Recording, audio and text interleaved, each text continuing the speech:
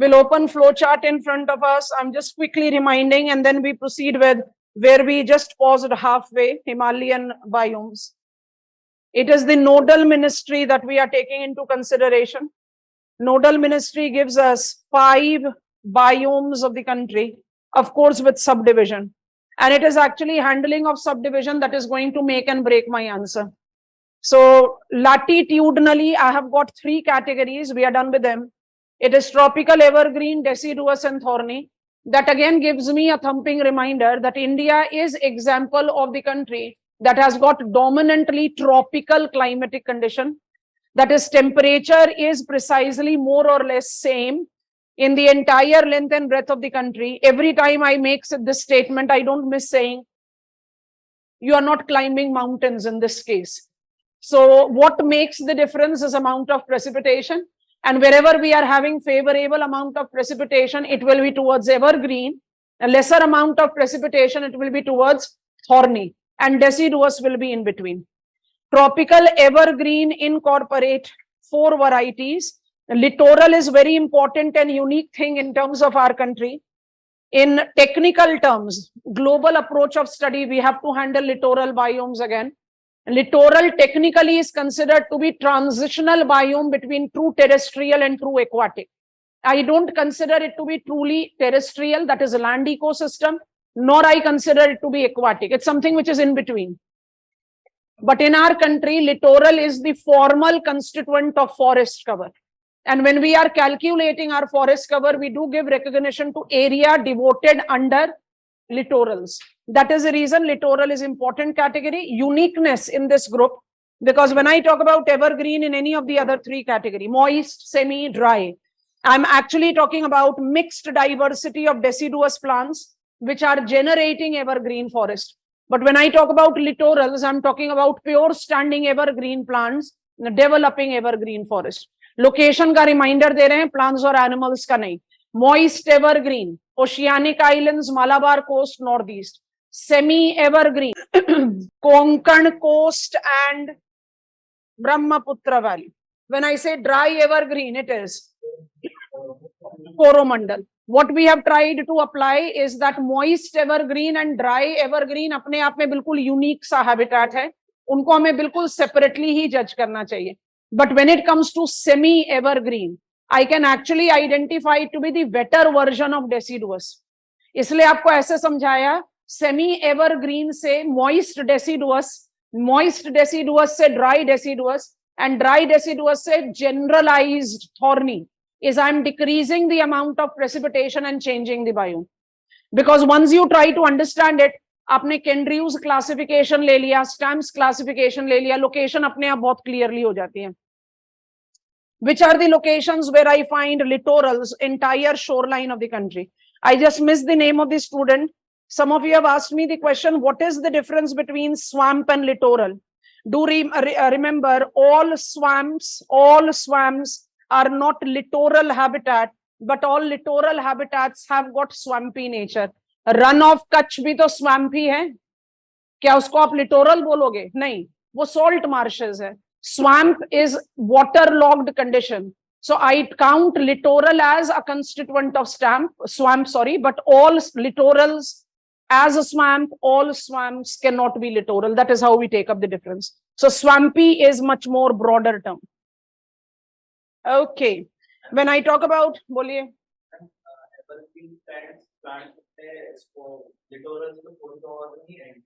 हैं, लेकिन we don't talk about 1 or 2 variety, we talk about common variety. आपको जितने नाम लिखवाए हमने, टून लिखाया, अगर लिखाया या मुदुमलाई लिखाया, they are deciduous plants and they are more common stand. Evergreen plants हैं, but they are in a very restrictive specimen, because the common characteristics of evergreen in our country is which type? Mixed variety of deciduous. इसलिए उसी को maintain करके variety of plants भी जो हमने लिखे, they are deciduous. That is what it is. बिल्कुल है, Mediterranean plant, figs, olives, citrus fruit, सब evergreen है. Pine, spruce, evergreen है. They don't shed their leaves. बिल्कुल है. अच्छा, I was just repeating tropical deciduous, हमने ऐड कर दिया ट्रॉपिकल मॉनसूनल डेसिडुअस। जैसे ही मॉनसूनल किया, एकदम ऑब्वियस सा फैक्ट आ गया, will be covering major part of Indian habitation. उसको जज करने के लिए categories into two, one is moist and one is dry, at least it is important for phototrophs. So locations that we have given ourselves बहुत important है, उसको जितनी strongly retain करोगे, many are things that comes up in the following sequence becomes easier. Which are the locations that are identified with moist deciduous?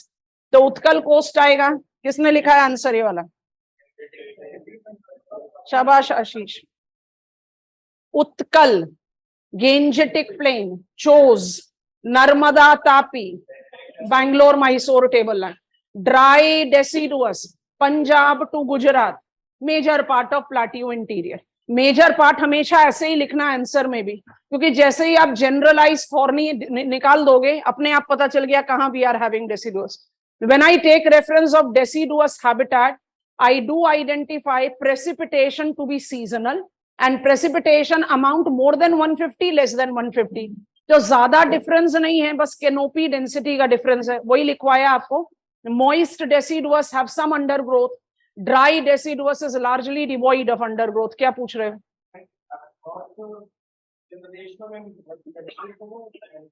जो पूरा Narmada Tapi basin है, क्योंकि north आप सेंटर से लेकर नॉर्थ तक चले जाओगे नर्मदा बेसिन में, that is moist, rest of Madhya Pradesh is dry.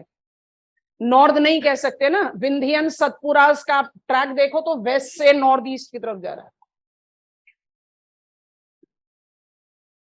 Okay, and when I talk about heterotrophs, we don't divide heterotrophs diversities because it is more or less the same habitat.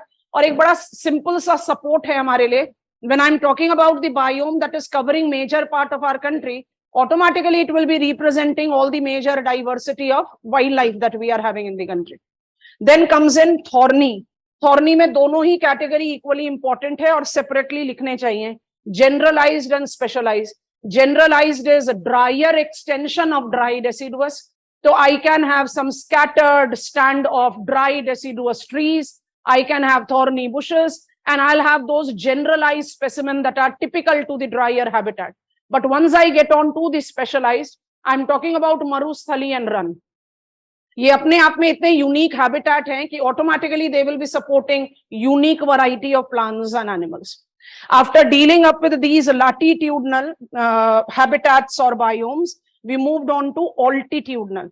Altitudinal में दो cons बनाए थे, उसको open कर लो, अगर recall कर सकते हो तो सिर्फ रिकॉल करिए, हम रिपीट कर रहे हैं. Subtropical mountain, this is the term applied to denote southern hills habitat. Southern hills habitat को सब ट्रॉपिकल क्यों बोल रहे हैं?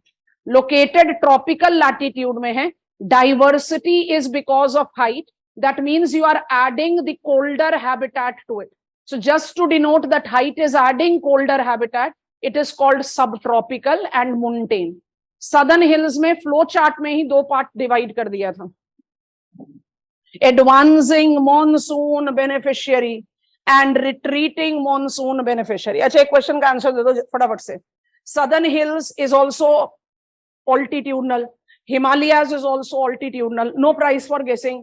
Himalayas is more diversity of the dwellers, habitat, biomes compared to subtropical montane. क्योंकि कोई comparison ही नहीं है. Himalayas is too tall and thus is giving us a bigger variety. फिर भी what makes subtropical montane, that is southern hills habitat, different, unique from Himalayan biome? Waiting for answer. Shabash. Himalayas incorporate only southern slope as sun bearing and thus habitable. Southern hills के दोनों slope sun bearing and habitable है. हमारा slope कैसा है? West and east. जैसे ही आप organize कर देते हो ना advancing monsoon और retreating monsoon, और एक fundamentals ले लेते हो orographic precipitation का, कि amount of precipitation will decrease with increasing height on the windward side and will decrease with the decreasing height on the leeward side. आप अपने आप वो कोनिकल डायग्राम को ड्रॉ कर सकते हो. आप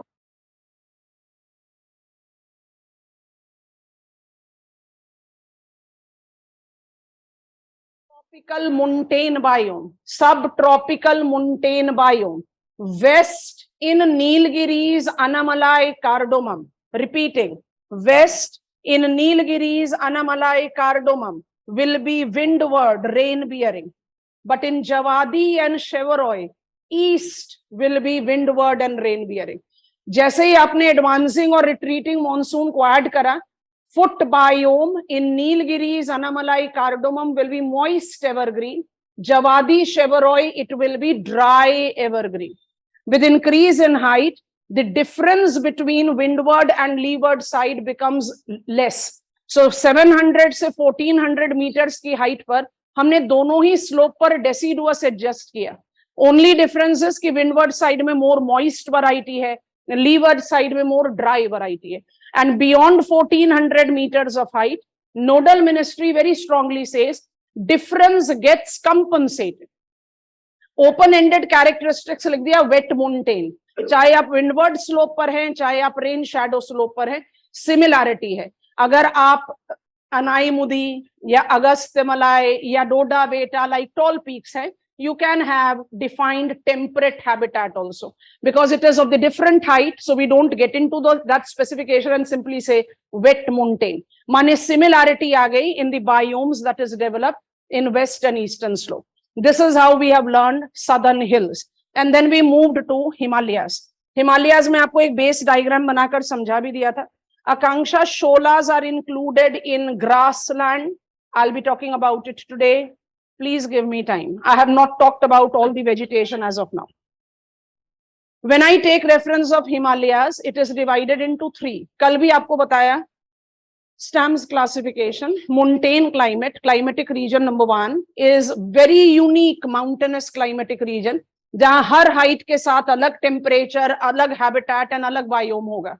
But फिर भी there are certain general common characteristics that can be charted out. बिल्कुल उसी basis पर we classify, sub-classify Himalayan biomes into three categories: northwestern, northeastern and trans-Himalayan. Northwestern, northeastern का base लिख लिया, only southern slope. Northwestern is continental, thus foot biome is tropical deciduous that extends up to the height of 1500 meters. Northeast is maritime. Maritime का मतलब more wet भी है और more equitable भी है. तो wet का implication किस पर आ गया? Moist evergreen. और equitable का implication किस पर आ गया? Foot biome change होता है at the height of 2000 meter. माने change gradual है. Continental में change swifter होता है. उसके beyond we have near repetitive type of habitat with a tree line in both northwestern and northeastern Himalayas at 4500 meters. यहाँ लिखकर हम रुक गए थे, अब हम specifications pick up कर रहे हैं, and I'm creating the formal diagram also for us to carry. Continuing on with Himalayas, same point changeover with plants like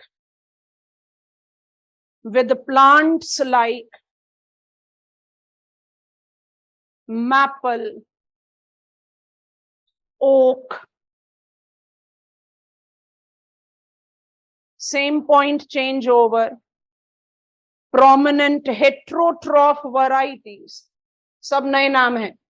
Prominent heterotroph varieties, kokalas, brown bear,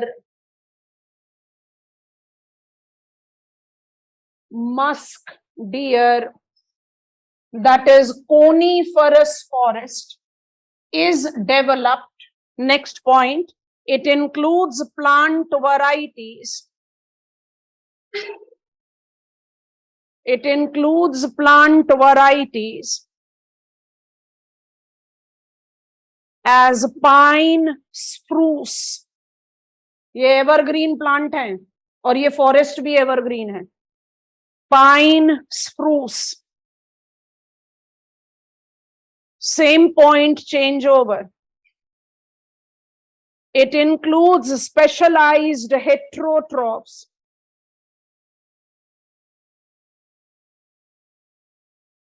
It includes specialized heterotrophs as snow leopard, Indian wolf,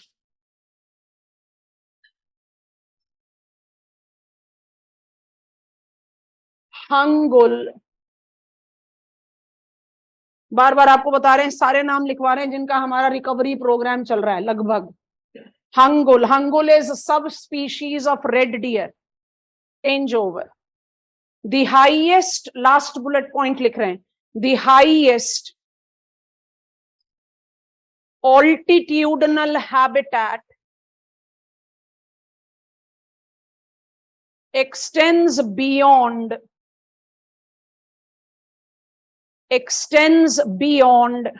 tree line to the height of 6,000 meters.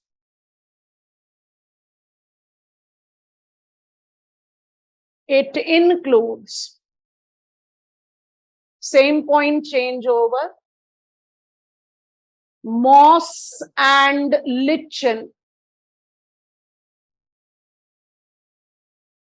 Moss and lichen makes the phototrophs.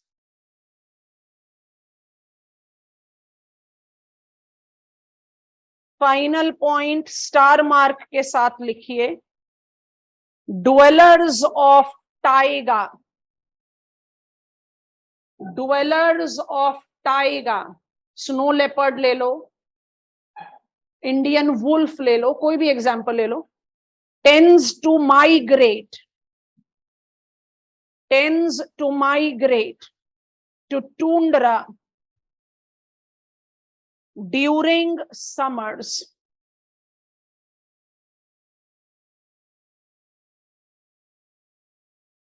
रुक जाइए, नाम लिखवा दिए आपको, इसलिए diagram से नाम remove कर दिया. अभी हम रिपीट कर रहे हैं, आपको डायग्राम बनाना है दोनों. So I just use the same colour here to label it as north western Himalayas, क्योंकि डिफरेंस सिर्फ फुट पर दिखाई देगा और कहीं नहीं.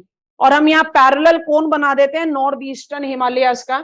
आप जरा फटाफट से कंपैरिजन देखो, हाइट का डिफरेंस नहीं है, क्लाइमेट का डिफरेंस है. तो जब आप नॉर्थ ईस्टर्न हिमालयास की बात कर रहे हो तो आपको डिफरेंस कहां पर दिखेगा? सबसे पहली एंड सबसे इंपॉर्टेंट बात ये,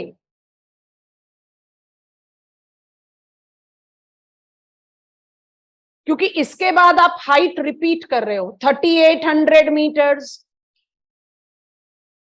4500 metre.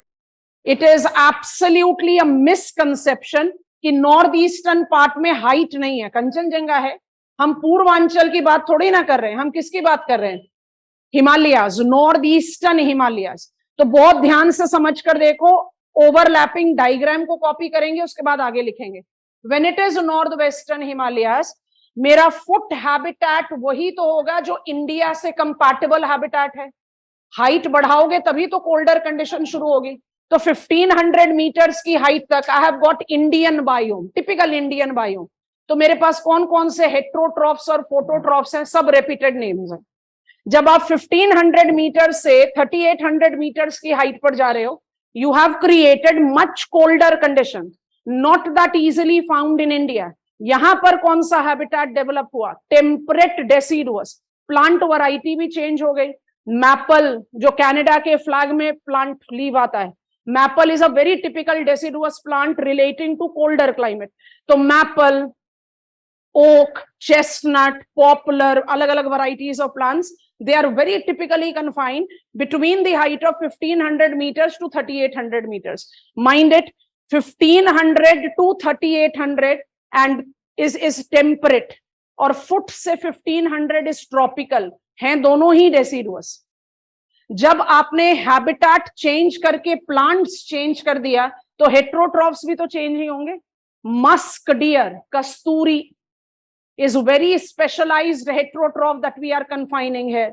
Brown bear is very important domain. When I take koalas, I don't find it elsewhere in the country. Clouded leopard, नया recovery program शुरू करा है हमने कंट्री में, that is also belonging to temperate hardwood deciduous. तो habitat ही unique हो गया, तो ड्वेलर्स अपने आप ही यूनिक होंगे, चाहे प्लांट्स हैं चाहे एनिमल्स हैं। 3800 मीटर से बियॉन्ड हाइट ट्री लाइन, तो 3800 मीटर से 4500 मीटर्स तक हम कह रहे हैं टाइगा फॉरेस्ट, कोनीफरस फॉरेस्ट। तो pine and spruce are the varieties of plant. Habitat unique हो गया तो प्लांट्स भी अलग हो जाएंगे, एनिमल्स भी अलग हो जाएंगे। So I have got snow leopard, I have got hangul, ये मुझे फिर और कहीं नहीं मिलते। एंड स्नो लेपर्ड और hangul like animals tends to migrate to tundra during summers, क्योंकि टूंड्रा में अपना परमानेंट हैबिटेशन ऑफ एनिमल्स नहीं है। Only during summers when ice partially melts you have the movement of snow leopard towards tundra. So animals को हमने वहां पर repeat कर दिया, ये आपने लिखा, ये हमने रिपीट करा यहाँ पर। अभी आपको ये दोनों कोन ड्रॉ करने हैं, पहले बहुत ध्यान से समझो क्या डिफरेंस है और क्या सिमिलैरिटी है। कलर चेंज कर देते हैं ताकि विजुअल क्लैरिटी रहे। डायग्राम ये कंपैरिजन में ही बनाने चाहिए, एक कोन का उतना वैल्यू कभी भी नहीं होगा जितना दो का है। यहां पर मेरे पास है मॉइस्ट एवरग्रीन, वाई कल लिखवा दिया था, more maritime, changes at 2000 metres, why more equitable. अब इसके बाद हम क्या लिखते हैं, ध्यान से देखो क्या लिख रहे हैं हम, मिक्स्ड डेसिडुअस। क्या मतलब हुआ इसका,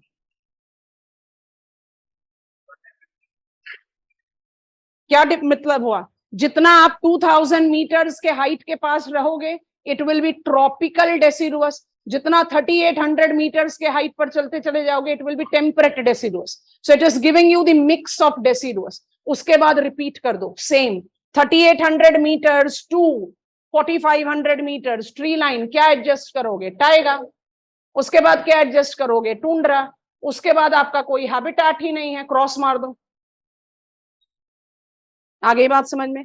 अगर ये मॉइस्ट एवरग्रीन है तो आप रिकॉल करो मॉइस्ट एवरग्रीन के प्लांट्स कौन से होते हैं, अगर, गुर्जन, टून, यस और नो। और ड्वेलर्स कौन से होते हैं, आप नॉर्थ ईस्ट में हो, red panda, lesser cats, I hope you are understanding, and not to miss out elephants, tiger. यहां पर हमने टाइगर लिखा पर्पसफुली, यहां पर हम एलिफेंट्स भी लिखेंगे। I think it is making sense. दोनों कोन को पैरेलल ड्रॉ करो, फिर हम लिखवा रहे हैं। आगे बात समझ में क्या लिखा, snow leopard roamed and entered Ladakh plateau, कोई रोक नहीं सकता, लेकिन snow leopard do not live in Ladakh plateau. क्यों नहीं, लैटिट्यूड तो ऑलमोस्ट सेम है, बिकॉज ट्रोफिक लेवल, जिसको फीडिंग लिंक में बात करते हैं, if I just go by plant is eaten by goat and goat is eaten by lion, आपको क्या चाहिए, हायर प्रोडक्शन चाहिए, तभी तो आप लायन को सपोर्ट कर पाओगे। हायर प्रोडक्शन के लिए क्या रिक्वायर्ड है, सनलाइट एंड वाटर। जब आप ट्रांस हिमालयाज में जाते हो आपके पास फेवरेबल सनलाइट नहीं है। Number one, you are talking about altitude for sure, and number two, you are lying to the lee side of Himalayas. So मेरे पास even southern slope is not favourable sun bearing, इसलिए यहां पर मुझे true forest नहीं मिलते। I have got scattered bushes and high altitudinal steppies. Steppe represents short grasses. तो कुछ scattered bushes और grasses हैं in name of phototroph. वो क्या represent कर रहा है, प्रोडक्शन इज कम है। जब प्रोडक्शन कम होगा तो फीडिंग कैपेसिटी अपने आप ही कम होगी। You are just having the herbivorous trophic level, जिसको हम कहते हैं ना primary consumer. That is the reason trans Himalayas are considered to be the biotic habitat, which is extension of Tibetan plateau. It is adobe of grazing community. It is because of the rampant development of tourism in this area and thus the development of large amount of food waste that the carnivorous feral dogs have started intruding in this area majorly, which is considered to be a big challenge altogether to this endemic variety of the herbivorous. Otherwise, this area cannot support carnivorous heterotroph. Feral dogs के बारे में आपने बहुत सारे newspaper articles पढ़े होंगे. In Ladakh, which is in Swadesh Darshan, very important domain of barren beauty of India, is reeling under immense challenge of these endemic heterotroph because of the feral dogs, because they are carnivorous, more aggressive with their nature.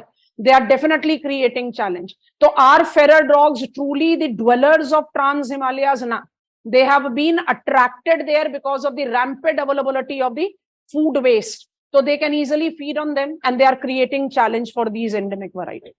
Repeat करे, बिल्कुल relax करके remind करो. Trans Himalayas grazing community only. और phototrophs में क्या आ रहा है? Phototrophs में कुछ स्कैटर्ड बुशेस और small grasses, high altitudinal. What is the reason?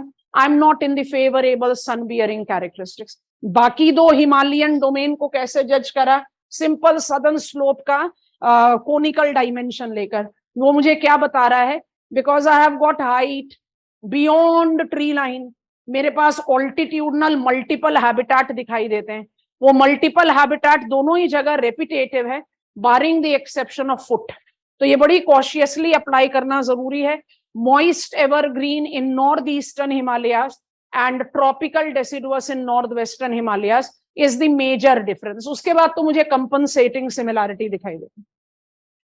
हम एक क्वेश्चन पूछ रहे हैं, हम कन्विंस हो जाएंगे कि आपको समझ में आ गया. आपने डायग्राम कॉपी कर लिया है तो हम मैनिपुलेट कर सकते हैं. I am just removing some of the information so that I can. हमने यहां पर आपको दो ट्रीज लिखवाए, टीक और साल. फुट बायोम पर कौन सा बायोम है? Tropical deciduous, typical Indian biome. Teak और साल जानबूझकर दो वैरायटी लिखवाई.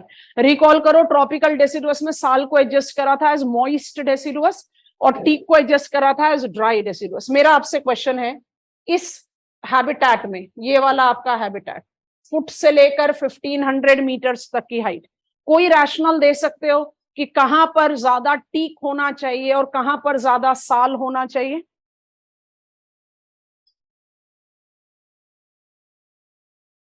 चलो चलो, एक चॉकलेट है स्टेक पर, जल्दी जल्दी ना. हम वेस्ट में ही, हम ईस्ट में नहीं जा रहे.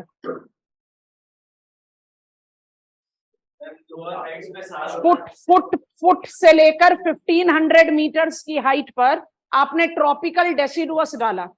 वैरायटी क्या लिख दिया? Teak and sal. Sal is typical moist deciduous, teak is typical dry deciduous. मेरा आपसे सिर्फ ये क्वेश्चन है कि मुझे पता है टीक साल बिल्कुल करेक्ट आंसर है, कोई रिक्वायरमेंट नहीं है एनलार्ज करने की, बस हमारी अंडरस्टैंडिंग कितनी क्लियर हुई. टीक और साल को कहीं कुछ डिफाइंड एडजस्टमेंट दे सकते हैं? आंसर है हाँ. क्या दे सकते हो ये बताओ.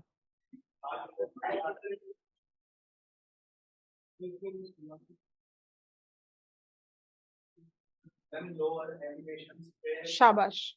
आप क्या बोल रहे हो? प्रेशर कम होगा. प्रेशर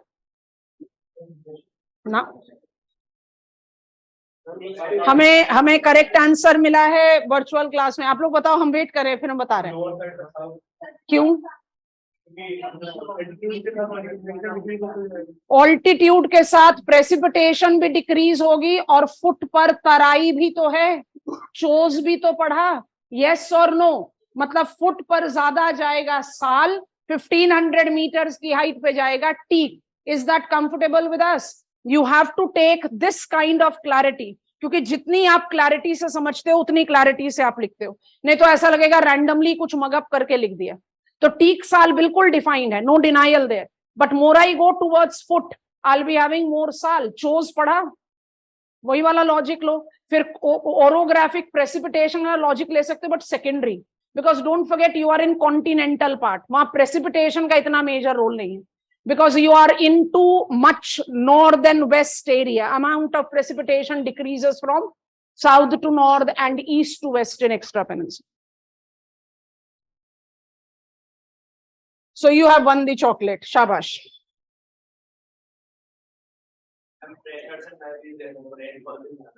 प्रेशर पे क्यों गए तो फिर? प्रेशर तो गड़बड़ हो गया ना. चलो फ्लो चार्ट ओपन करो जल्दी से. अब हमने कंप्लीट कर लिया बायोम्स. बायोम्स को हम कैसे लिखते हैं आंसर में? सबसे पहले बताते हैं लोकेशन, फिर बताते हैं किस तरीके का क्लाइमेट प्रिवेल कर रहा है, उसके बाद ऐड कर देते हैं फोटोट्रॉफ्स और फिर ऐड कर देते हैं heterotrophs. This is how we write the answer to biome. Examiner ने पूछा बायोम्स ऑफ इंडिया, मेरे पास मोर देन सफिशिएंट इंफॉर्मेशन है, I need to make it more concise. इतना डिटेल्स भी हम नहीं लिख पाएंगे एग्जामिनेशन में. If examiner asks me to write about Indian vegetation, तो आपको फ्लो चार्ट इसलिए ओपन करने के लिए बोला, नाम रीड करें तो लगभग सारे नाम तो प्लांट्स के ही हैं। Tropical evergreen biome is the name of the plant, tropical deciduous biome is again name of a vegetation, tropical thorny is again name of the vegetation. चलो सब ट्रॉपिकल, मुंटेन और हिमालयाज लोकेशन के हिसाब का हो गया, बट 5 में से कम 3 नाम तो वेजिटेशन के ही हैं। So how do I write the answer when it comes to the question? Write note on Indian vegetation types in place of what are the biomes in India. क्योंकि जो अभी हमने conclude करा वो क्या करा? Biomes. Are we aware of Indian vegetation types already? Yes, no. क्या आपको पता है कौन कौन से type of vegetation इंडिया में prevail करते हैं? Yes, we are aware of it. Should I write it in the same frame? Answer is both yes and no. अब हम repetition पर जा रहे हैं, but अलग अलग frame pick up कर रहे हैं, because it will get repeated. So I'm not asking you to repeat biomes altogether. बिल्कुल एक separate heading बनाओ, vegetation types of India. आपका flow chart का repetition अपने आप आ जाएगा, and then we'll add what we are not aware of. Yes, next unit. Vegetation type of India. Continuity of biomes दो।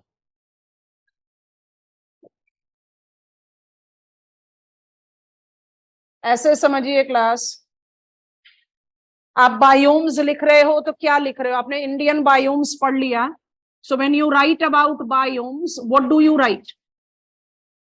Where it is, what is the prevailing climate, what are the varieties of plants, and we have not written animals, we have selected the term heterotrophs ताकि हम सारी major varieties को include कर सकें, reptiles हो, insects हो और animals हो, हर वैरायटी। बायोम को आप इसी फ्रेम में लिख रहे हो ना, कोई भी एग्जांपल ले लो। मॉइस्ट एवरग्रीन बायोम कहाँ है?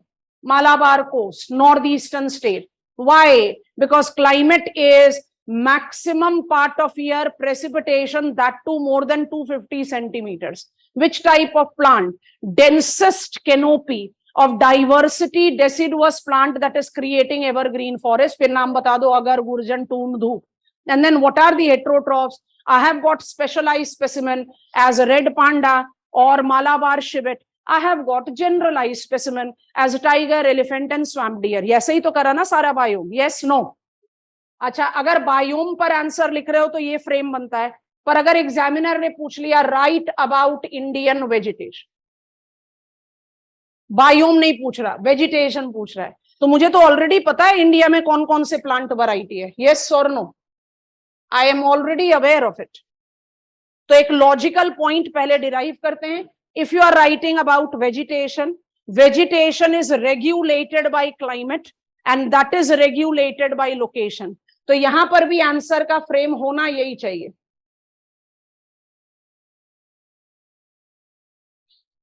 क्या नहीं लिखोगे? जब एग्जामिनर वेजिटेशन बोल रहा है तो एनिमल्स लिखने की कोई जरूरत ही नहीं है। Am I making sense? हाँ सौम्या, यही समझना है हमें। Am I making sense? अच्छा, हमने अभी पढ़ा biomes where we were focusing on the types of forest. Is vegetation of India only forest? ना, ग्रासलैंड ऑल्सो। तो मुझे इसी कंटेंट को थोड़ा सा रीऑर्गेनाइज करके एक और कैटेगरी को ऐड इन करना है। तो सिंपल हेडिंग बना लो, vegetation of India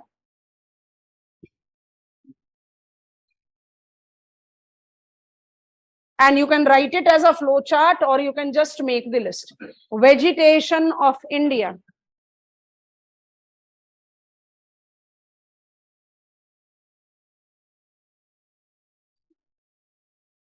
includes latitudinal, ऐसे बनाते रुको, includes forest vegetation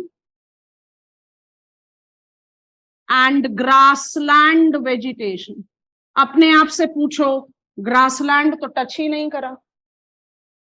yes no? तो अगर एग्जामिनर ने मुझसे वेजिटेशन पूछ लिया तो मेरे पास ग्रासलैंड की तो इंफॉर्मेशन ही नहीं है, मेरा आंसर का मैक्सिमम मार्क्स अपने आप ही हाफ हो जाएगा। तो मेरी नॉलेज में नहीं है, I need to add it. Forest को कैसे सब डिवाइड करूं? मैनेजेबल हो जाएगा। latitudinal category and altitudinal category. Latitudinal में किस किस को इंक्लूड कर सकते हैं? Evergreen, deciduous, thorny. लिख पाओगे? Evergreen, deciduous, thorny. Can you write this? Details manage कर सकते हो? Yes, no? Moist, semi dry, littoral, generalize, specialized. Altitudinal में कहां कन्फाइंड रहना चाहिए? हिमालयन. ऐसा क्यों? क्योंकि सब ट्रॉपिकल मोन्टेन तो मोर और less repeated example of tropical habitat है ना, तो उसको अवॉइड कर सकते हैं. हिमालयन के तीनों कैटेगरी लिखेंगे. इसका मतलब अगर वेजिटेशन पूछ लिया तो मेरी नॉलेज में मोर देन हाफ इंफॉर्मेशन तो है, ग्रासलैंड नहीं है. सॉइल कंबाइन नहीं होगी अनुज, सॉइल बिल्कुल अलग जाएगा. इंडियन बायोम्स क्लासिफिकेशन में हम सॉइल को कंसिडर नहीं करते हैं.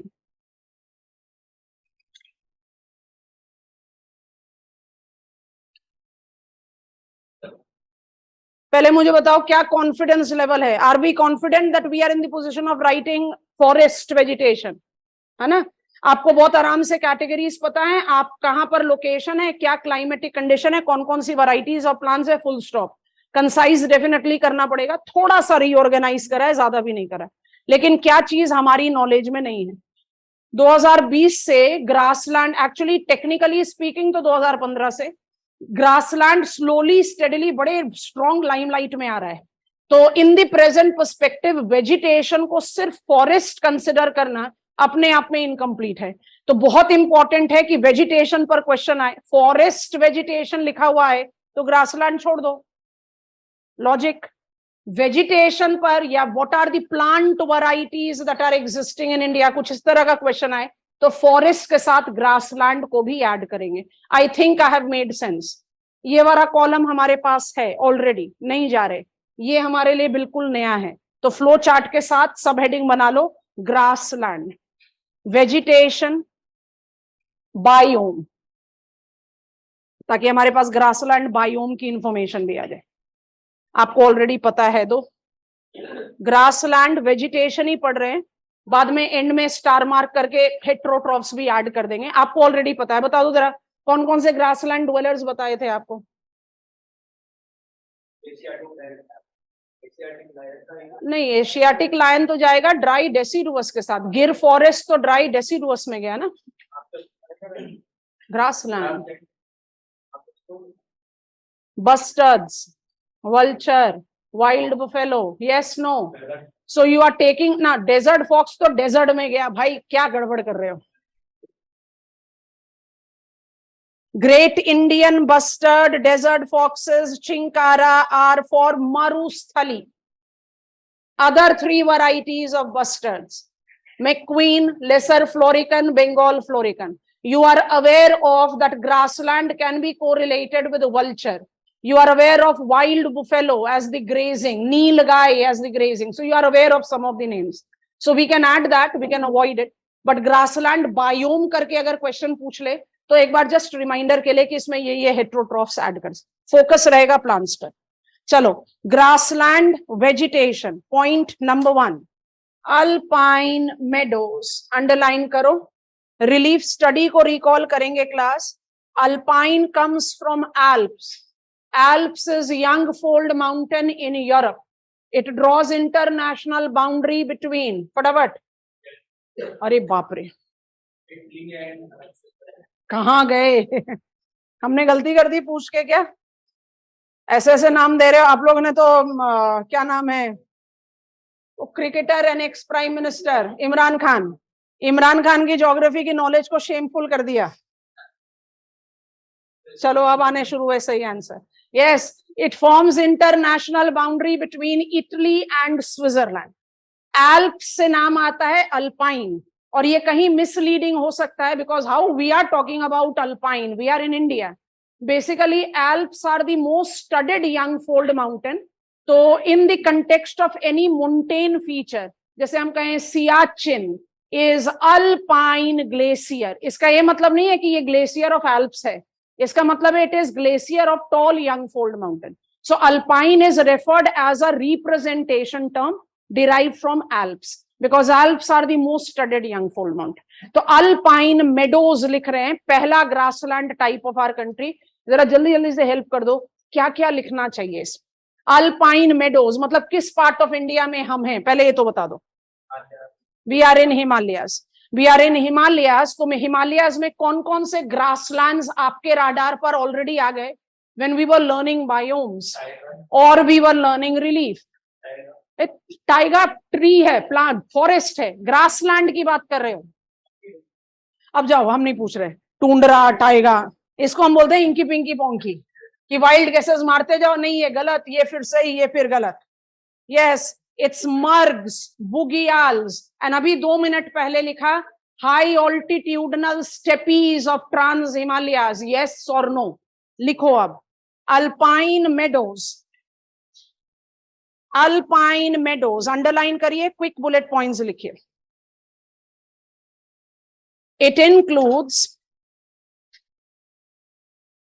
small grass types relating to Himalayas that denotes high altitudinal pasture lands.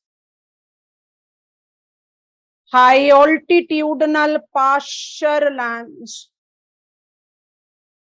as margs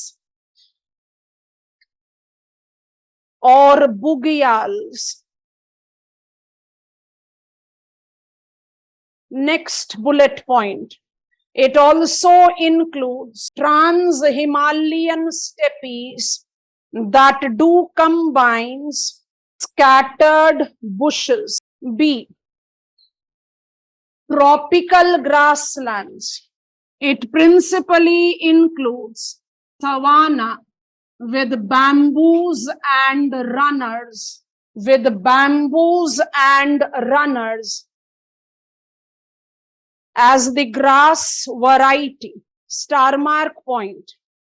It essentially corresponds to dry deciduous and generalized thorny habitat. Next point, same category. The shola grasses of Western Ghats involving wider spectrum. Technical term आप बताना class.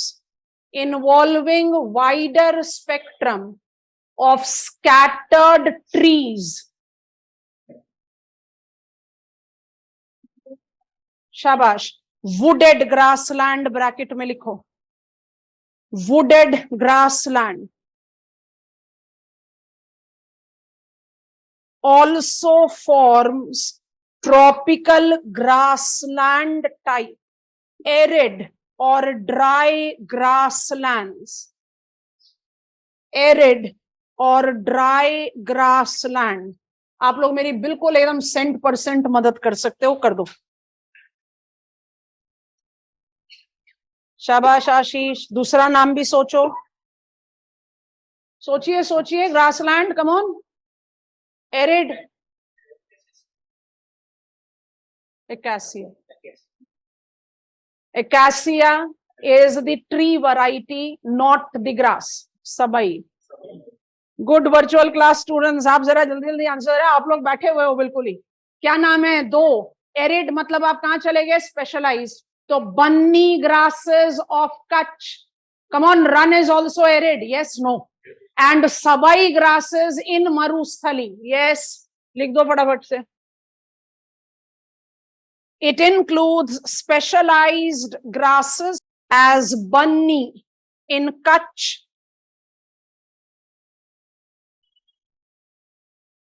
and sabai grass in Marusthali. Okay, final category, other grassland. बड़े सारे variety हैं, other में combine करना better है. Other grasslands. The diverse habitat present in India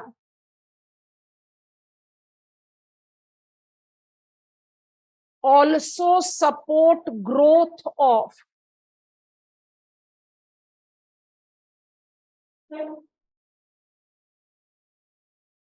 different other varieties of grasses. That includes, अलग अलग पॉइंट करके लिख लो, cans in the riverine areas,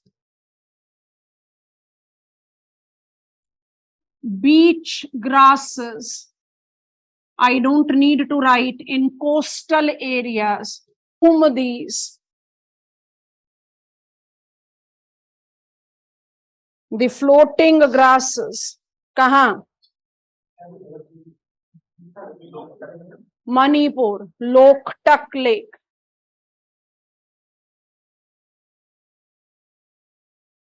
As specialized examples.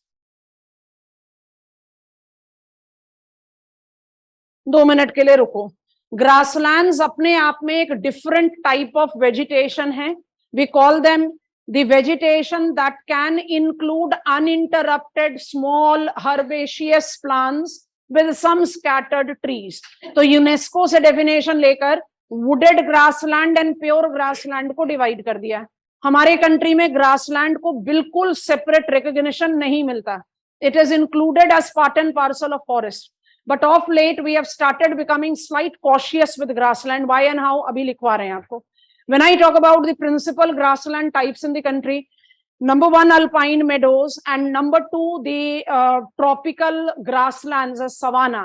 They are basically justifying to be the example of largely, शोला को छोड़कर एक general tropical grassland की बात करें तो it is largely uninterrupted grasses with some scattered shrubs और बुशेस अप्लाइड. ट्रीज मिसिंग है. जब आप बैम्बूज और रनर्स की बात करते हो, bamboos in the tribal area development programme have been and forest rights act have been given recognition as minor forest product.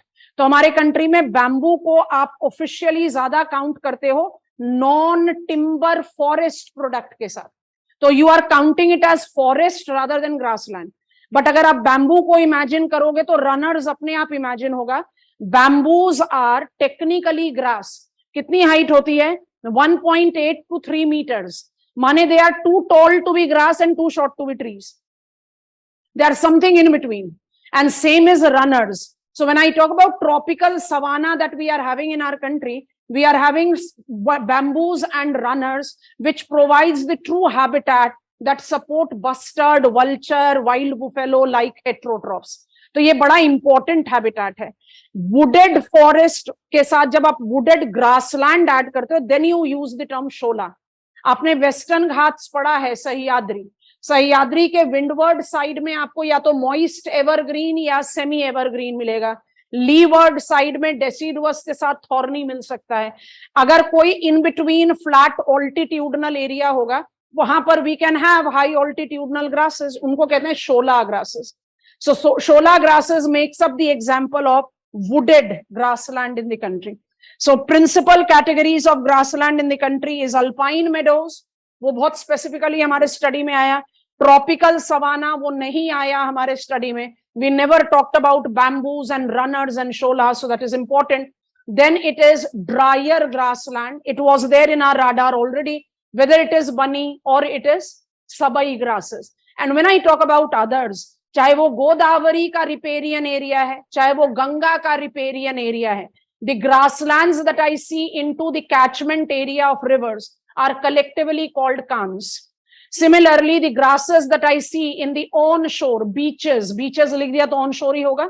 Apart from presence of what we have learned as coconut palm, or we have taken up screw pine, we do have got some coastal grasses. So beach grasses are also prominently seen, and whom these without any doubt is a very important example as a specialized one. They add to the diversity of grassland as vegetation type in India. बात समझ में आ गई? क्योंकि हमें अलग से forest conservation में इसका सपोर्ट मिलेगा नहीं, तो बॉक्स आइटम क्रिएट कर रहे हैं. Grassland vegetation task done.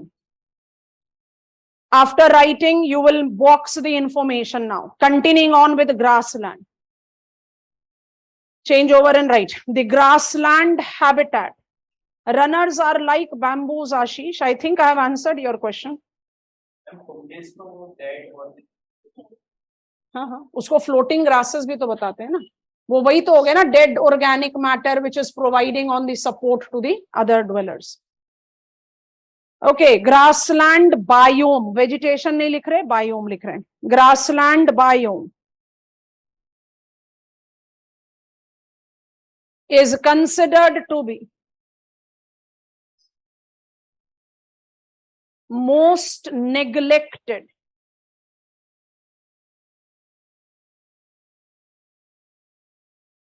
vegetation and habitat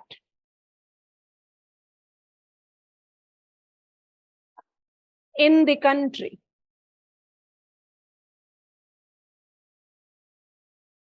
This is principally due to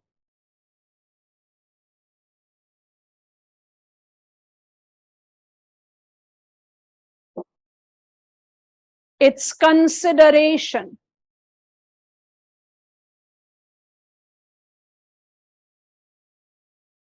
as part of forest vegetation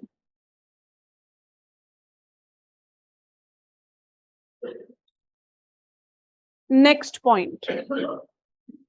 The dimension of challenges. Bubble में डाल दो challenges.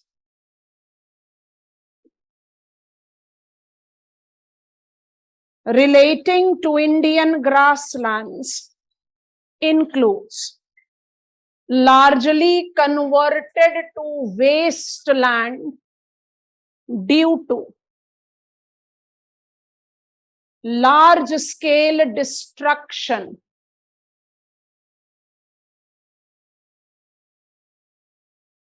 of herbaceous vegetation. Most of the original grasslands have been converted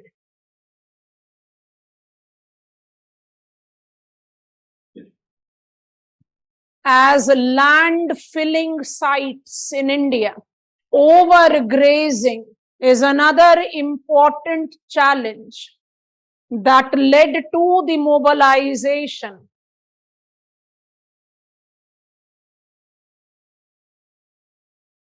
of grazing policy way back in 2003 with no major outcome.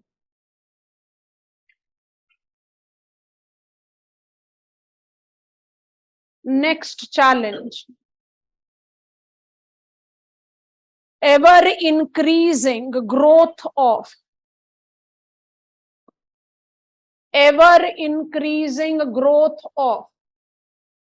invasive specimen.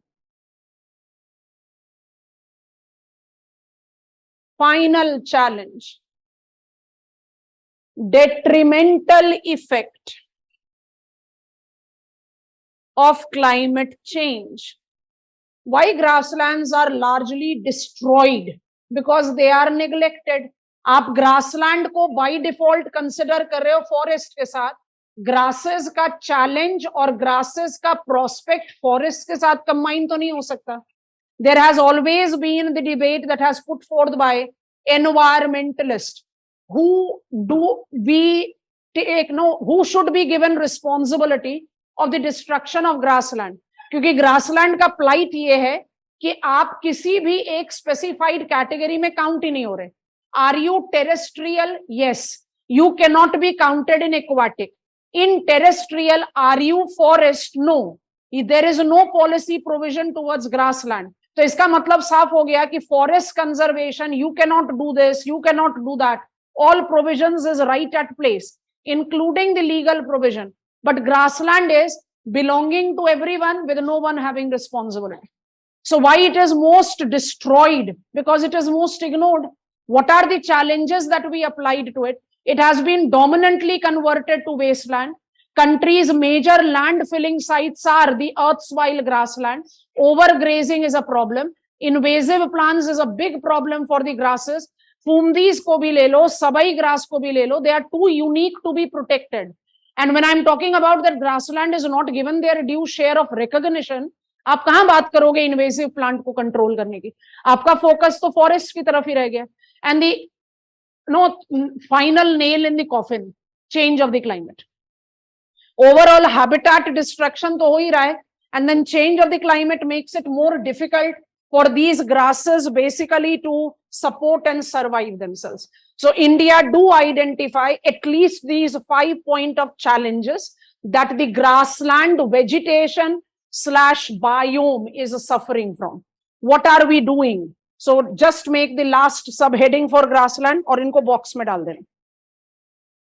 The grassland conservation, underline कर लो.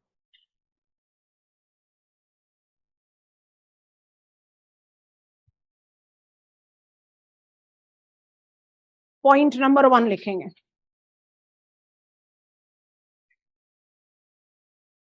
Effective beginning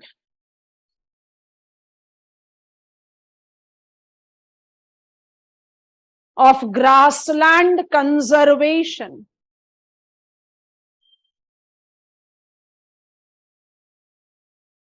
in India is traced back from 2015, underline, as the new national grazing policy, underline, the new national grazing policy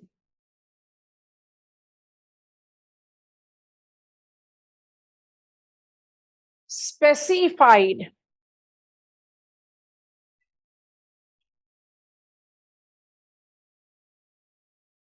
the restrictions and regulations of grazing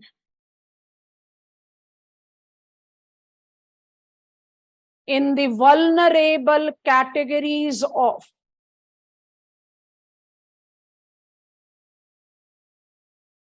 grasslands in the country.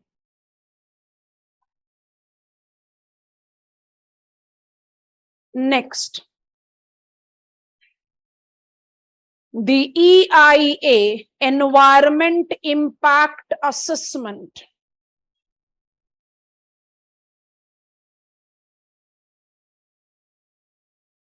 modified provisions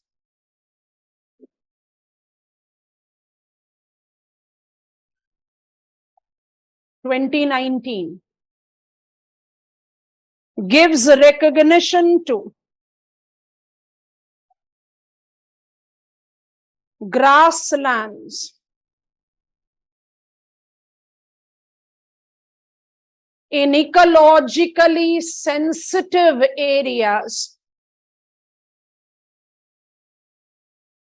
ecologically sensitive areas, underline karo, thus advocating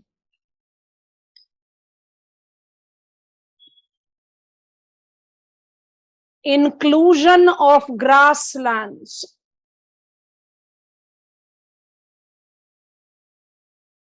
in protected areas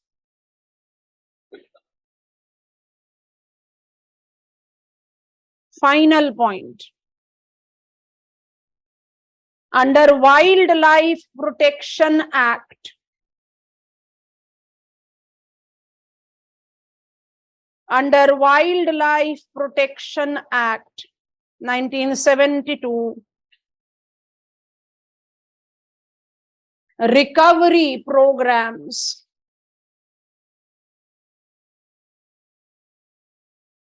as Project Bustard,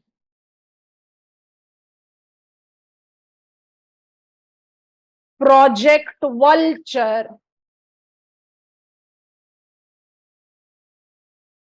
Project Wild Buffalo.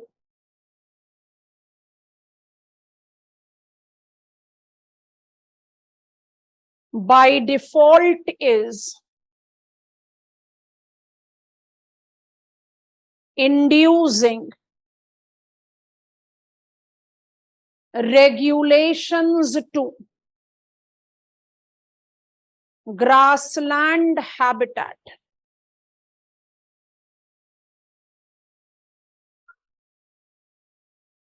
रुक जाओ, हम अब forest conservation की बात करने वाले हैं। हमने उससे पहले ग्रासलैंड कंजर्वेशन की अलग से बात कर ली। फॉरेस्ट कंजर्वेशन का पार्ट है ग्रासलैंड कंजर्वेशन, ये अपने आप ही प्लाइट बता देता है ग्रासलैंड का। Why grassland is one of the most destructed habitat of the country? Because it is most ignored. Why it is ignored? Because it is faulty recognition as part and parcel of forest. 2006 में 2003 से शुरू हुआ, 6 में modify हुआ। National grazing policy has been there in papers, but जब तक आप grassland को अलग रिकॉग्निशन ही नहीं दोगे तो ग्रेजिंग पॉलिसी का इंप्लीमेंटेशन कहाँ आएगा? So what are the 3 provisions that we have written that gives me a positive outlook कि yes, we are now looking in for formal beginning of grassland conservation. उससे पहले हमने लिखा why do I need to think about grassland conservation? Because grassland is a highly destructed habitat and is suffering from 5-fold challenges. It's destructed, converted to wasteland. It's majorly involving landfills. It is suffering from invasive plant, overgrazing and climate change. हम क्या कर रहे हैं to conserve it? We have started with more teeth given to the National New Grazing Policy 2015, which identifies some of the sensitive grasslands, bunny grasses, sabai grasses. वहां पर grazing का regulation mobilize करा so that we can maintain, manage the herbaceous plants that are unique of their own characteristics and should not be covered under forest. दूसरा provision लिखा EIA 2019. When I take up the reference of EIA 2019, it advocates inclusion of grassland in the sensitive areas and thus its integration in protected areas. Protected areas की पूरी list justify करेंगे wild life protection act के। हमारी country में protected area का मतलब है 4। अभी तो हम आपको ले जा रहे हैं फॉरेस्ट कंजर्वेशन एक्ट पर, उसके बाद हम पढ़ेंगे wild life protection act. So it is national parks, wild life refuge, community reserves, conservation reserves. हमारे कंट्री में 4 टाइप के प्रोटेक्टेड एरियाज हैं। वर्ल्ड में हम national parks and wild life refuge की बात करते हैं। When I take reference of EIA regulation 2019, it advocates grassland to be given recognition as a sensitive zone and its integration in protected area. तो अपने आप एक sort of formal recognition and planning evolve हो रहा है। और third हमने लिखा है passive version. If I am running recovery program called Bustard, I am running recovery program called Vulture, I am running recovery program called Wild Buffalo. सोच कर देखो, प्रोजेक्ट टाइगर रन कर रहे हैं 72 से। Tiger is carnivorous heterotroph. तो क्या project tiger के सक्सेस के लिए ये जरूरी नहीं है कि this predator is ensured of the supply of its prey population as well as the habitat that will be forest? Logical है। क्या project tiger without pray population and without habitat successful हो सकता है? नहीं। बिल्कुल वैसे ही अगर आप प्रोजेक्ट बस्टर्ड रन कर रहे हो, प्रोजेक्ट वल्चर रन कर रहे हो, प्रोजेक्ट वाइल्ड बुफेलो रन कर रहे हो, which type of habitat they live in? Grassland. तो ऑटोमेटिकली ये प्रोजेक्ट ग्रासलैंड एज हैबिटेट की रिवाइवल के लिए काम कर रहा है। दैट इज पैसिव, इसलिए उसको थर्ड लिखा। बाकी 2 थोड़े से एक्टिव हैं, इसलिए उसको पहले लिखा। तो मान लीजिए वेजिटेशन कंजर्वेशन करके कोई क्वेश्चन पूछता है तो आपको फॉरेस्ट कंजर्वेशन अब बता रहे हैं, टेल एंडर में ग्रासलैंड कंजर्वेशन ऐड कर देना। फॉरेस्ट कंजर्वेशन पूछ रहा है तो ग्रासलैंड को सेफली साइड में छोड़ दो। 2015-2020 onwards grassland slowly steadily limelight में आ रहा है, तो हम बिल्कुल भी इग्नोर नहीं कर सकते ग्रासलैंड को हमारे स्टडी में। हमने आपको 3 पॉइंट पर ग्रासलैंड समझाया, रिपीट कर रहे हैं, रिमाइंड करो। How many types of grasslands we are having in our country? 3+1। 3 तो स्पेसिफिक हो गया ना। Alpine meadows, tropical savanna, arid types of grasses, and फिर अदर्स तो बहुत सारी वैरायटी है, उनका एक दूसरे से रिलेशन नहीं है, but they give us that we are having different habitat and diversity. क्या क्या नाम बताया उसमें? फूमदीज बताया, कांस बताया और बीच ग्रासेस बताया। Second thing that I have asked you to write is, what are the challenges that the grassland vegetation actually is suffering from? Bottom line है, grassland का पूरा suffering का reason है, it is the most ignored habitat. इसको हमने कभी recognition दिया ही नहीं as a separate habitat. And that is where 5-point challenges. And third चीज जो हमने पढ़ी वो, what are we doing towards grassland conservation and management? The National Grazing Policy 2015, EIA notification amended 2019, and the recovery programs that is passively supporting grassland habitat. Is that comfortable? Go back. Vegetation of India का answer लिख रहे हो, क्या क्या लिखोगे? Conservation तो added point हो गया ना। वेजिटेशन ऑफ इंडिया का आंसर लिख रहे हो, फॉरेस्ट जरूर लिखो, 80 से 85% स्पेस और वर्ड लिमिट उसी में डालो, नो डिनायल, बट 10-15% ग्रासलैंड को दो, तब आंसर कंप्लीट है। अगर फॉरेस्ट वेजिटेशन पूछता है तो ग्रासलैंड को टच भी करने की जरूरत नहीं। वेजिटेशन ऑफ इंडिया पूछता है, then it is important. Let it be that it is 10-15% of importance, मेरा मेजर इंपॉर्टेंस यही जाएगा, but I will not be missing it. खाली ग्रासलैंड वैरायटी लिखकर खत्म करोगे, यहां पर प्रॉब्लम और कंजर्वेशन नहीं लिखोगे। प्रॉब्लम और कंजर्वेशन को प्लीज बॉक्स में डाल दीजिए, बिकॉज फॉरेस्ट कंजर्वेशन में हम ग्रासलैंड कंजर्वेशन की बात नहीं करते।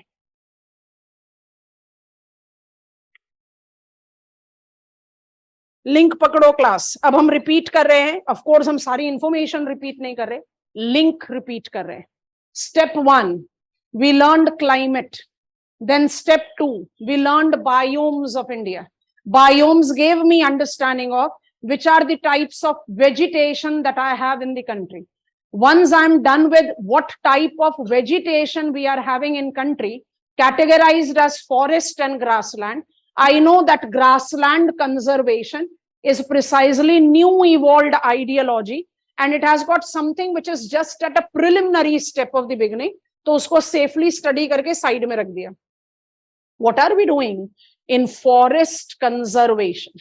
तो पहले forest conservation की provisions को पढ़ते हैं, फिर ऐड करेंगे Indian state forest report 17th cycle, जो मुझे जज करने में हेल्प करेगा फॉरेस्ट कंजर्वेशन हमारे कंट्री में सक्सेसफुल है, फेलियर है या पार्शियली सक्सेसफुल है। तो जो लेटेस्ट रिपोर्ट है उसको हम ग्रेजुअली ऐड करते हैं, पहले हम फॉरेस्ट कंजर्वेशन के बारे में बात करते हैं। Are you giving me go ahead? बहुत बल्कि टॉपिक है, हम इसको जितना ऑर्गेनाइज कर सकते हैं उतनी कोशिश कर रहे हैं। I'll be making a big flow chart while making you understand how we'll be proceeding with the things. आप समझते हुए फ्लो चार्ट को कॉपी करोगे, फिर हम फटाफट 3 ब्लॉक में फॉरेस्ट कंजर्वेशन लिखेंगे, ठीक है? चलो, बहुत बल्कि इंफॉर्मेशन है, organise, I am organising it that you learn it and you learn it for ever, आपको प्रॉब्लम नहीं लगेगा। 1926 Indian forest act was the first forest conservation attempt, needless to say, in the colonial time for India. So beginning of forest conservation in our country is traced back to the beginning of 20th century. After attainment of independence, India, like most of the new independent countries, were much struggling with main tracking economic order, settling down the distortions and the discontent among the different sections of the people, etc., etc. हमारा ज्यादा focus कहां पर था? Economic growth, generating consolidated economic growth. Environment, ecology, vegetation precisely was not in the radar. So I'll be wrong if I say there was no amendment. Minor कुछ amendments हमें दिखाई देते हैं of the Indian Forest Act 26, but कुछ भी ऐसा major नहीं जिसको हम हाईलाइट कर सके। So I take a big leap from 1926, I have taken the leap 1980। 1980 India mobilize forest conservation act.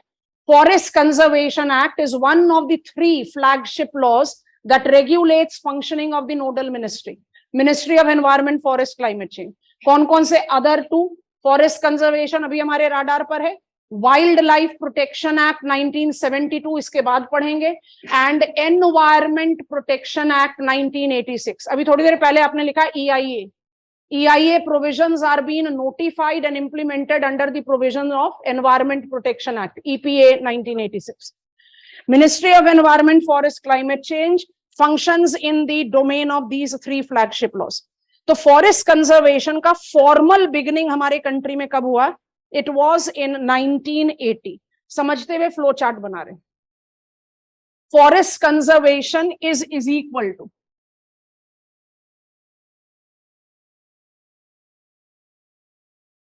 I'll just try to be with much of the abbreviations written क्योंकि काफी bulk of information है, and I want it to be available with us in a single frame. फिर each column को आप specify करते हो, बड़े आराम से retain करते हो. Forest conservation का जो block 1 है, it goes with Forest Conservation Act 1980. लिखवाते समय बता देंगे that it had the preceder called Indian Forest Act 1926. ज्यादा इफेक्टिव नहीं था, but it was there. Forest Conservation Act 1980 led to the beginning of compensatory afforestation. Have you heard about it? तो हम bubble में डालेंगे जो जो हमारे इंपॉर्टेंट प्रोविजन है. This is compensatory afforestation. Since when we have started developing compensatory afforestation? 1980. लेकिन आज की डेट में कंपनसेटरी एफॉरेस्टेशन का जो भी मैकेनिज्म है उसको हम कब से नोटिस करते हैं?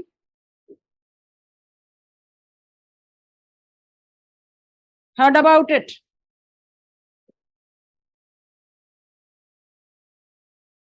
ये बनेगा मेरा column 1.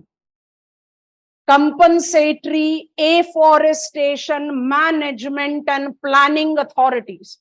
Supreme court intervention since 2010. शुरुआत हुई 1980 में.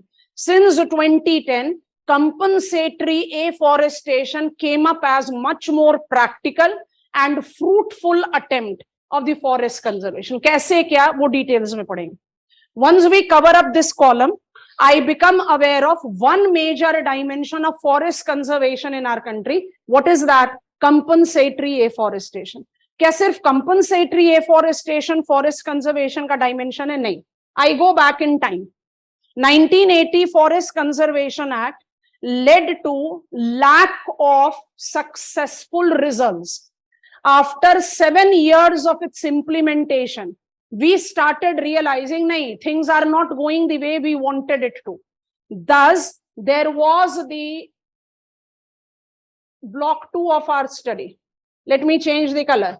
There was the release of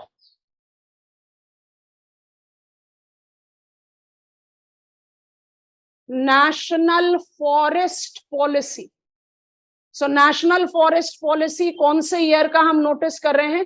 1988. तो we'll go back in time. हम पहले compensatory afforestation का सारा डायमेंशन पढ़ के फिर बैक चले जाएंगे.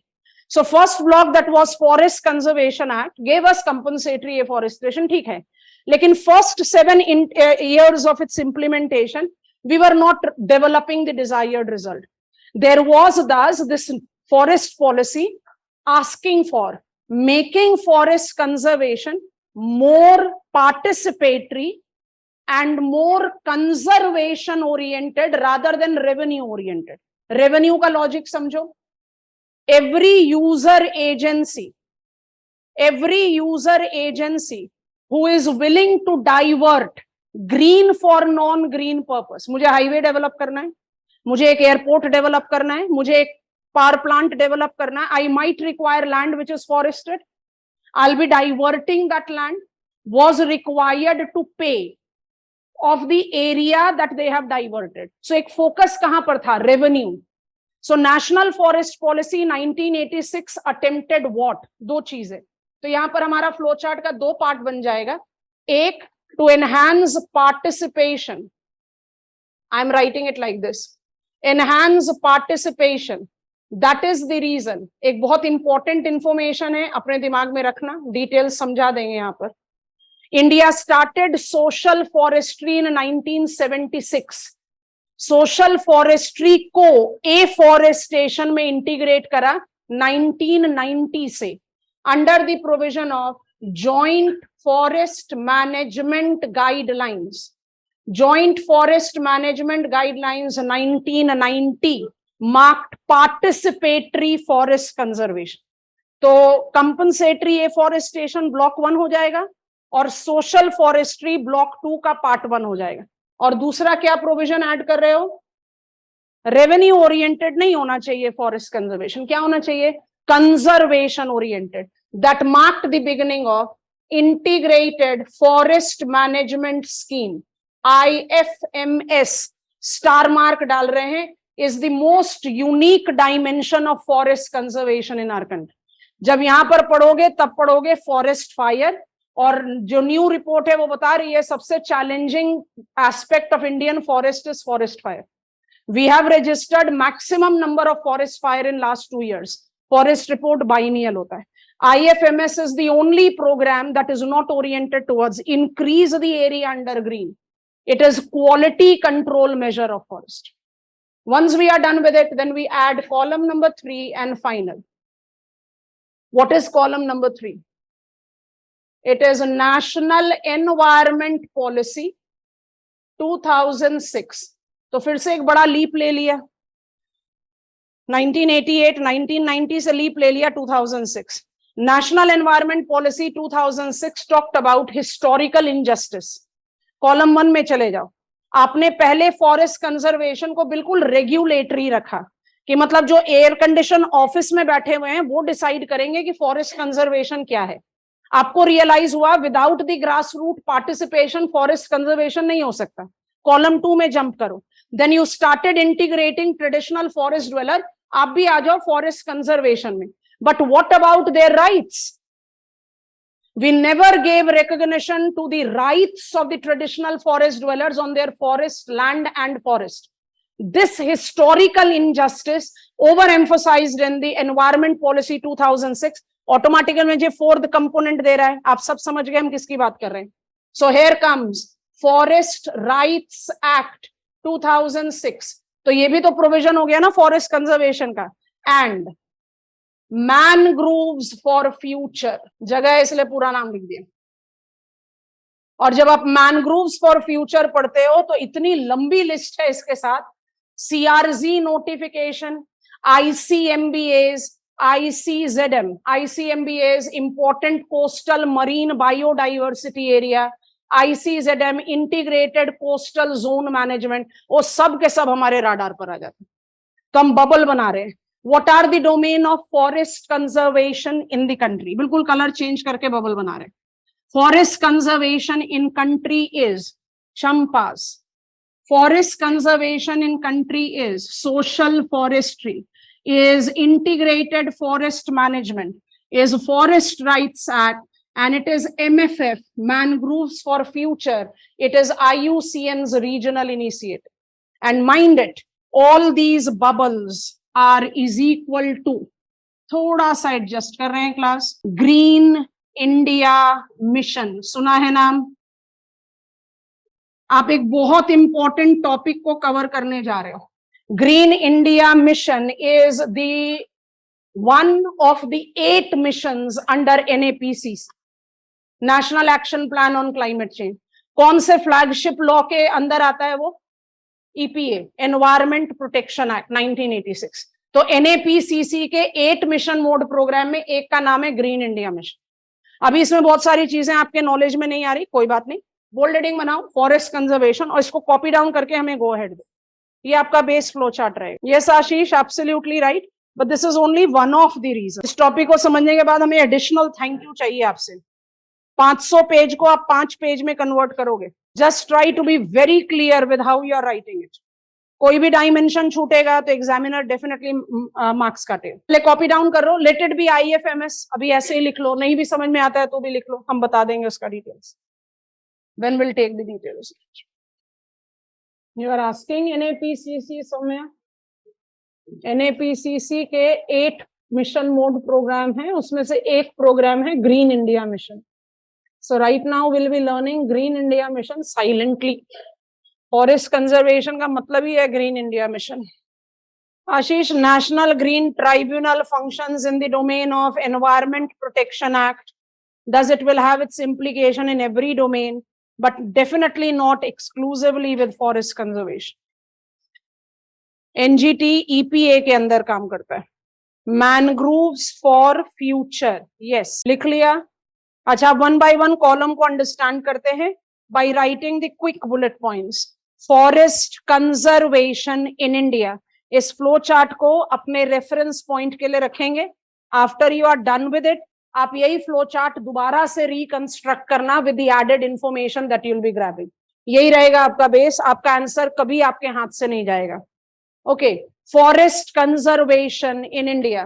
Point number 1, 1926 marked the beginning of forest conservation in the country. Same point. The Indian Forest Act remained effective in independent India with some minor amendments. Next point. Formal beginning of forest conservation is traced back from, bubble में डालिए, Forest Conservation Act 1980. Bracket में लिखिए, that is one of the three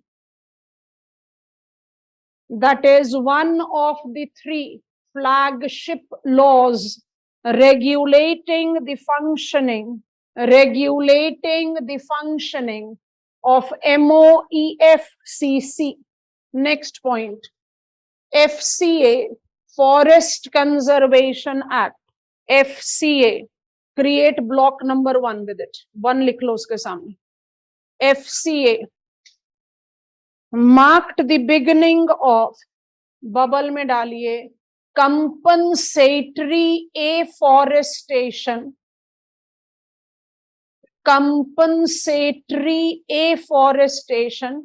bracket में लिख लो CA, बहुत लंबा term है. Next point लिखिए, since 2010 mechanism of CA, underline mechanism, have been more specified, thus fruitful. It includes A, establishment of National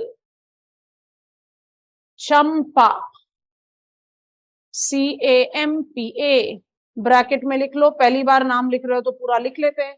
compensatory afforestation management and planning authority. ठीक है, close the bracket. National Champa advisory council. Same point. क्यों B point बन रहा है? रुक जाओ जरा 2 minute. Compensatory afforestation की शुरुआत कब हुई? 1980. वो मेंशन करके हमने एक लीप ले लिया. Since 2010 present day mechanism of compensatory afforestation is traced by. एक जिस्ट पकड़ो तब लिखो. आप लोग पॉइंट अलग अलग बना रहे हो. कंपनसेटरी एफॉरेस्टेशन 2010 ऑनवर्ड्स क्या मैकेनिज्म लेकर आए? ध्यान से सुनो. It marked the establishment of National Champa Advisory Council. National Champa Advisory Council, हम अभी दोबारा लिखवा रहे हैं. अमन रुक जाओ, लिखवाना रोक दिया. National Champa Advisory Council, needless to say, functions under nodal ministry.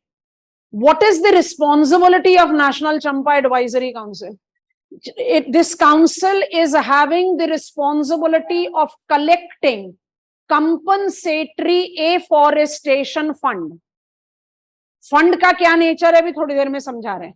तो जितने भी फंड कलेक्ट होते हैं by compensatory afforestation, it comes in the control of national Champa advisory council, which is kept outside consolidated fund of India in name of the concerned state Champa, only to be reverted back to the concerned state Champa as annual fund, only to be utilized for compensatory afforestation. बात समझ में आ रही है? National चंपा advisory council का पहला role क्या हो गया? फंड कलेक्ट करो। दूसरा रोल क्या हो गया? एनुअल रिवर्ट बैक करो। तीसरा रोल बाय डिफॉल्ट क्या होगा? सपोजेटली ओडिशा में कोई एक लैंड डाइवर्ट हुआ, ग्रीन डाइवर्ट हुआ, तो यूजर एजेंसी को पे करना पड़ेगा, not just the value of the land but also the value of the provisioning services. माने कितना वुड और उसका कितना वैल्यू मार्केट में है, आप उतना मॉनेटरी टर्म्स में पे करते हो। तो कंपनसेटरी एफॉरेस्टेशन का क्या मतलब हुआ? User agency is paying because they are diverting green for non green purpose. अच्छा, ये जो फंड कलेक्ट हो रहा है, ये फंड कहां जा रहा है? इसलिए शुरुआत लिखनी शुरू की थी नेशनल चंपा एडवाइजरी काउंसिल।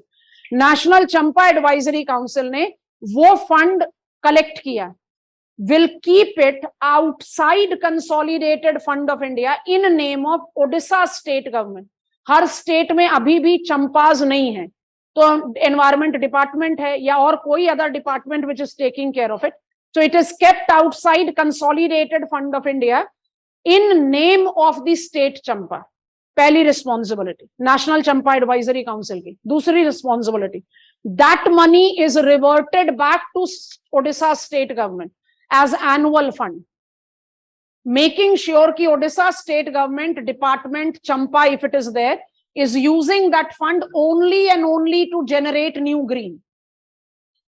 तो तीसरी रिस्पॉन्सिबिलिटी अपने आप हो जाएगी ना नेशनल चंपा एडवाइजरी काउंसिल की। बड़ा पॉपुलर है आजकल ई ग्रीन वॉच, सुना है?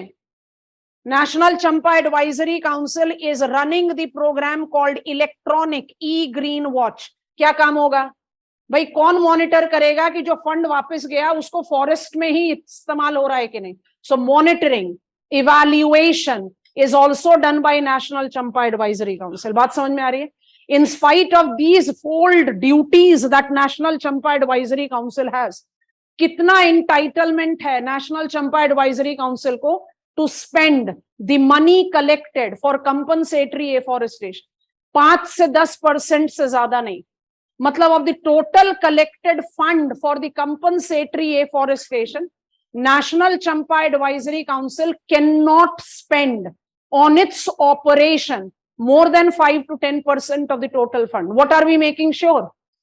90 से 95% of the collected fund is going back to afforestation. सोचकर देखो, 2010 से शुरू करा, 2010 onwards जितना इंफ्रास्ट्रक्चर डेवलपमेंट इंडिया में हुआ है, in terms of suburbanization, in terms of highways, in terms of dedicated freight corridors, in terms of aviation, anything you want to think about, has never been of that pace pre-2010. Do you agree to this? और 2010 onwards से biennial report को उठाकर देखते जाओ, green cover is increasing in our country.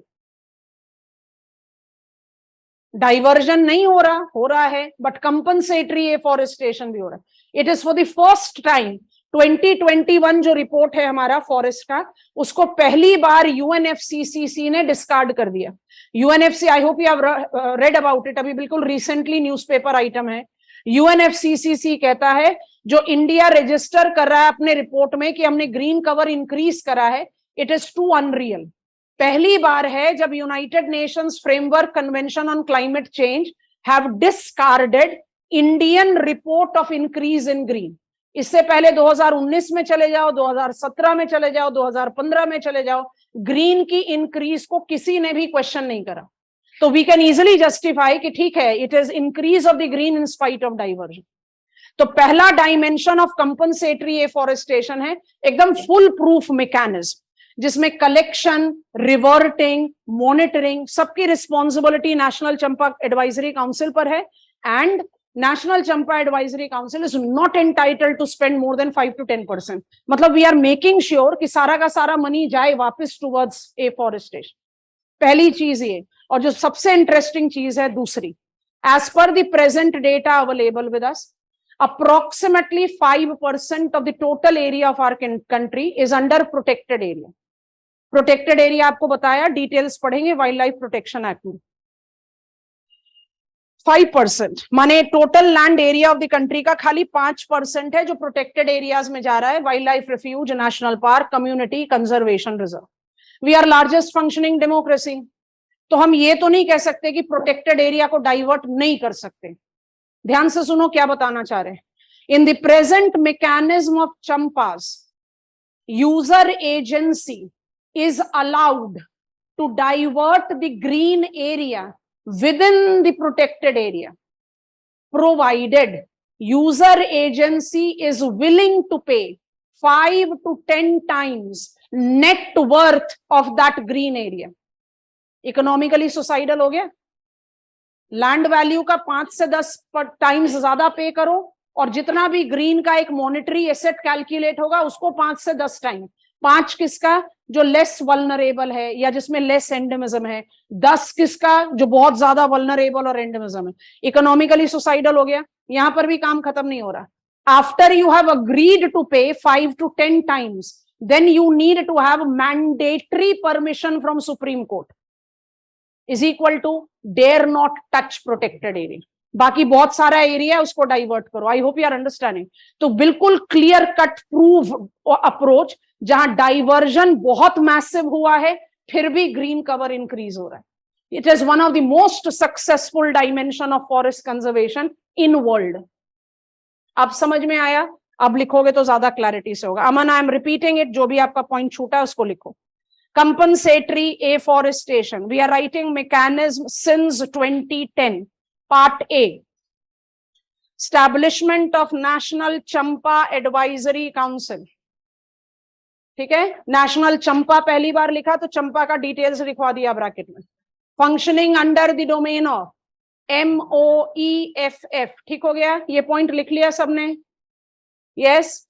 Point B, the advisory council having responsibility of collecting compensatory funds, collecting को underline कर लो, compensatory funds, bracket, which is kept outside consolidated fund of India in name of concerned state Champa, close the bracket। Next point, C point, National Advisory Council reverts the fund to the concerned states as annual fund allocation only to be utilized for afforestation। Next point, E-Green Watch, WATCH, E-Green Watch is the mobilized program to monitor, underline, and evaluate, underline, use of CA, compensatory afforestation funds। Next point, performing all these tasks, National Advisory Council is in performing all these tasks, National Champa Advisory Council is not entitled to spend more than 5 to 10% of generated funds। Next point, in regards to protected areas, underline कर लो, protected areas, diversion is permitted,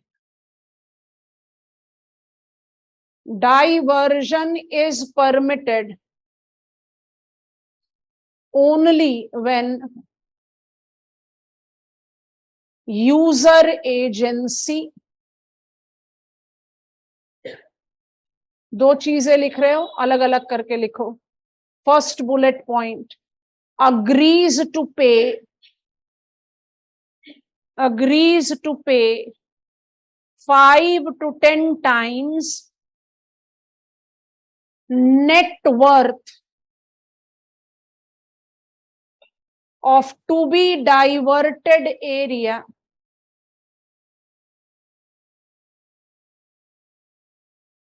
second bullet point likho with mandatory requirement of Supreme Court permission.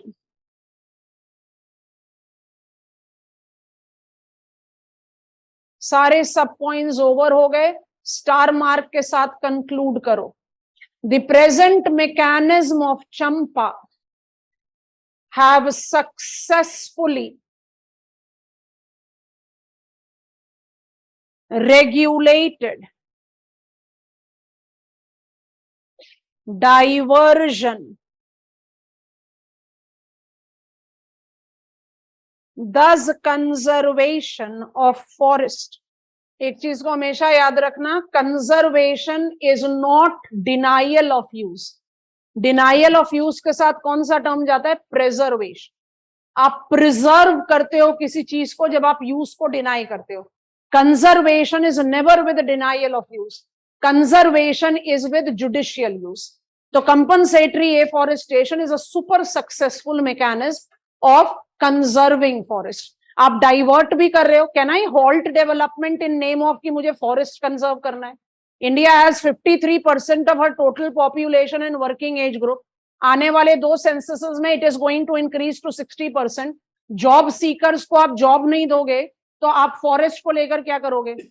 Unrest and all havoc that will be created. Food security देना है. I can not halt development in name of forest.